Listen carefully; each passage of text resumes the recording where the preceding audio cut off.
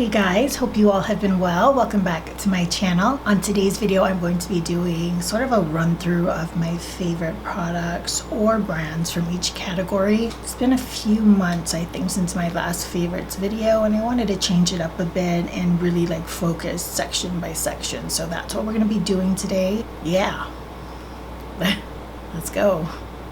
So I'm gonna go each category, and I'm gonna start with brushes because I know I'm gonna forget. And this will be a brand I have been loving, absolutely in love. I just wanna hug it and embrace it all the time, and that's BK Beauty. I'm gonna be putting photos up here, but I do have some of these things right next to me. So this is a brush from their newest travel collection. BK Beauty is cruelty-free and vegan, but really these brushes are just luxury. It's been a while since I've been wowed by a brand of brushes. I mean, I tried Refa recently and it really doesn't excite me all that much, but BK Beauty, their brushes is just top tier, top notch. I even replaced my 224 for MAC, and that has been my favorite fluffy blending brush with this one. This is the BK Beauty 201. If there's one brush that I recommend from this entire line, this brush is absolutely genius. I would have 1,000 of these if I could. I will be leaving a link to BK Beauty down below. Yes, I do receive this in PR, but let me tell you, if I'm feeling like I need extras of something, I will personally put up my money to repurchase them. So now we're gonna go to the face products. I think I should start with primer. I don't have it with me, but I will be putting photos. So we have the Milk Makeup Hydro Grip Primer. I have tried two primers with in conjunction with or after it, and it's just nothing compares to it. I really do like that tacky texture. I feel like it lays my foundation so beautifully. I do have the e.l.f. Jelly Pop Primer coming from Ulta, and I hear that's comparable to it, but I mean, I really can't say until I try it out. But Milk Makeup Hydro Grip Primer, I think it really does well in making the foundation just look beautiful on the skin. I really enjoy that primer. For foundation, I'm gonna go with the Sephora Best Skin Ever foundation. I forget my shade, I'll be right back. I have the shade 29Y, and this shade matches my face better than my neck because my neck is lighter than the outer portions of my face. This foundation, I think it's $20, and it is flawless. Definitely one of my favorite finds. I'm pretty sure I got this at the beginning of the year, if I'm not mistaken. Every time I've used this foundation, it's a seamless application. So if you have similar preference in foundation to me, sort of this medium coverage, semi-matte finish, I think you're gonna really enjoy this foundation. Everyone that has ever hyped up that foundation,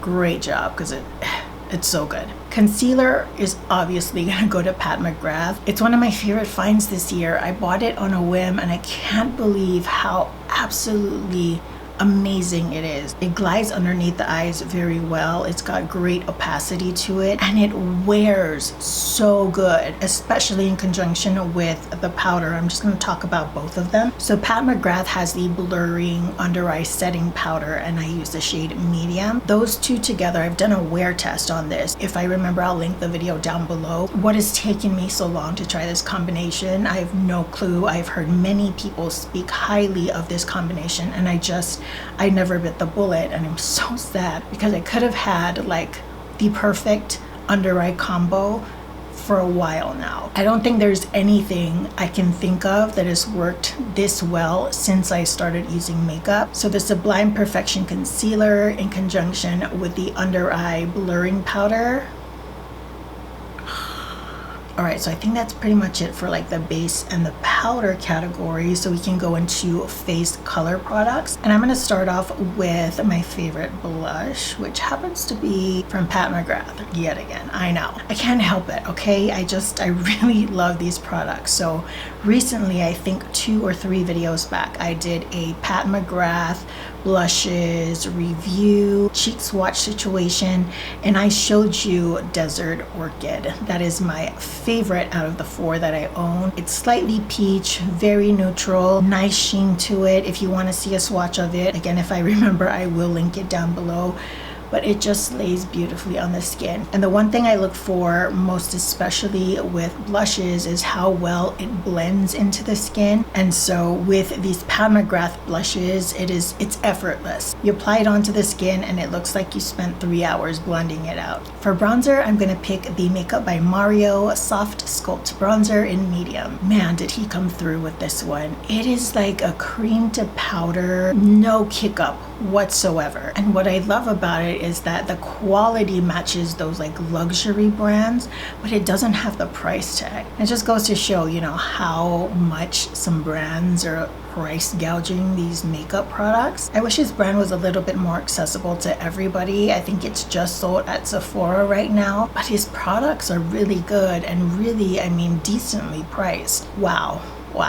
For the longest time, I have been screaming from the rooftops about the NARS Tribulation Blush. It has been discontinued for a while. However, I hate that this is the one that I'm going to talk about it, but it really has been such like a go-to for me. And this is the Tom Ford Skin Illuminating Duo in Moodlight. What I do is I dab a little bit of the light color, mix it in with a little bit of the darker color, apply it as I would with any other highlighter. It looks so good. I find that pretty much every single highlighter that you come across, there's fine specks of glitter. I mean, sometimes it can be chunky, but a lot of the times you're gonna have specks of glitter in it.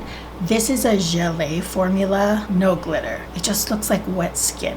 I almost decluttered this product, okay? I don't know what I was thinking. It was a time of chaos, I guess. It's just my mind wasn't working. It doesn't look glowy. It doesn't look shimmery. It just looks wet. If you're into makeup, you know what that difference is. And so to have that option in my collection, it's rare. This is probably the only one that I have that truly looks wet. And I just love it. I just love it. I'm gonna talk about lips quickly because I don't really buy a lot of lip products. So I'm just gonna show you a couple of my favorite things. I'm gonna start with lip liner. So for lip liner, I'm gonna go with LP Beauty. This is a local brand. The owner, Laura, is just, I mean, she's an absolute sweetheart. She puts so much time and effort into the care of her packages. But her lip liner in Coffee Please, I will be linking her information down below, but photos are harder to come by on the internet with these smaller businesses, so I wanted to give you a personal swatch.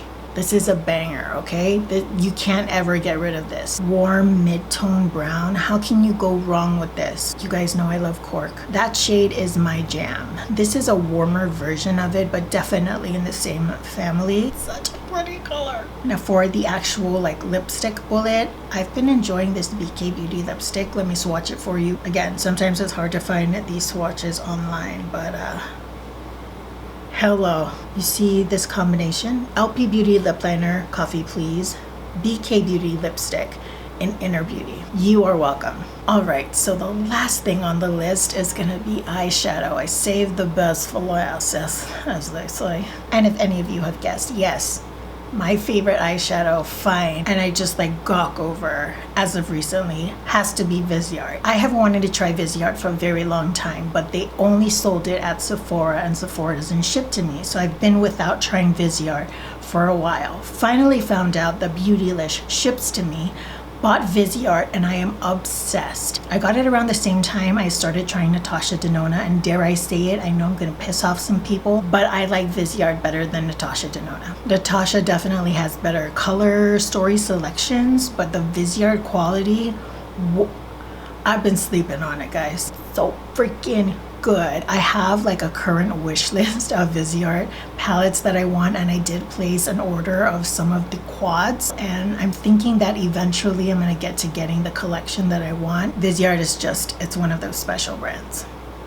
What can I say? All right, guys, that concludes my current favorite products / brands from each category of makeup. I hope you enjoyed it. If you would like to leave your list down below, I would really love to hear what your favorites are. And if you're interested in this makeup look, be sure to check me out on Instagram.